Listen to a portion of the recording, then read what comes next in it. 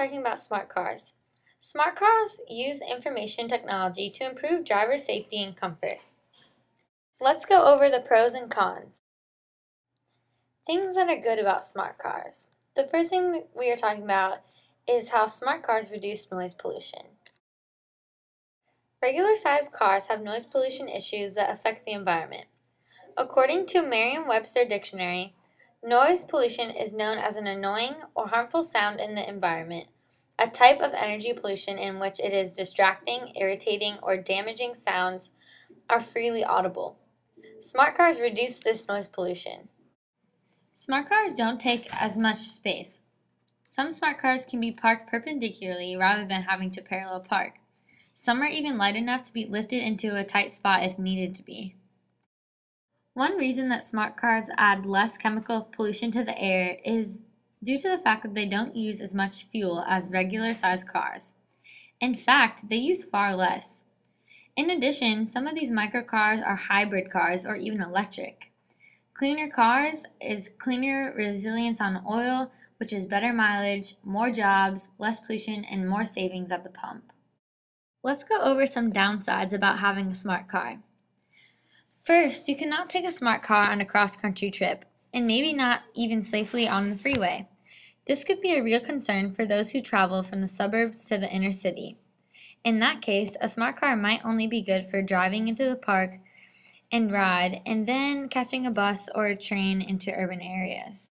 These small cars were built for people who just want to drive every day to work or nearby places so that they don't use as much gas mileage for basically nothing.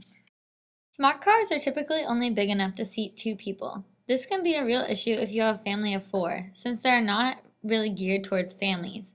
This can be a decided disadvantage to owning one. Never mind the 20 trips you'd have to make to take your daughter's soccer team to practice. Smart cars may not be safe if you get into a crash with a larger, heavier vehicle. While supposedly the tried-in frame of the smart car will protect passengers according to the Adrian Lund of the Insurance Institute, all manufacturers of cars say they have the state-of-the-art technology on car design that makes their cars the safest to drive. Therefore, these claims should be taken with a grain of salt.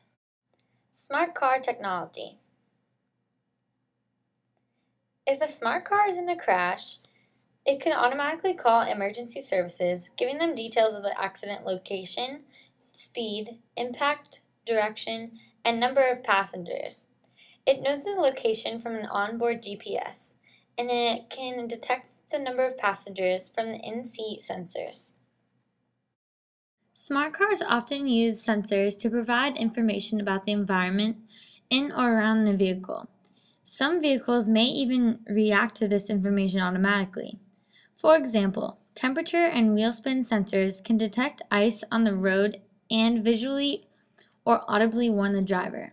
If the car is connected to the internet, this same information can be acquired from local weather reports or even using car-to-car network to receive warnings from other cars which have recently traveled the same stretch of road. The information can help emergency services ensure that the right equipment and personnel are sent to the accident scene as quickly as possible. For example, automatically sending fire and rescue crews if the vehicle reports that the impact is severe or that the vehicle has rolled over. Other smart car systems are designed to improve driver comfort and increase convenience.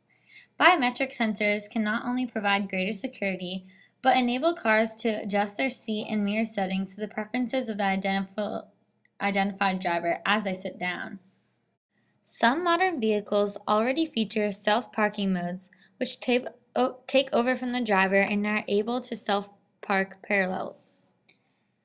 Researchers are even working on developing completely driverless vehicles where people will be mere passengers.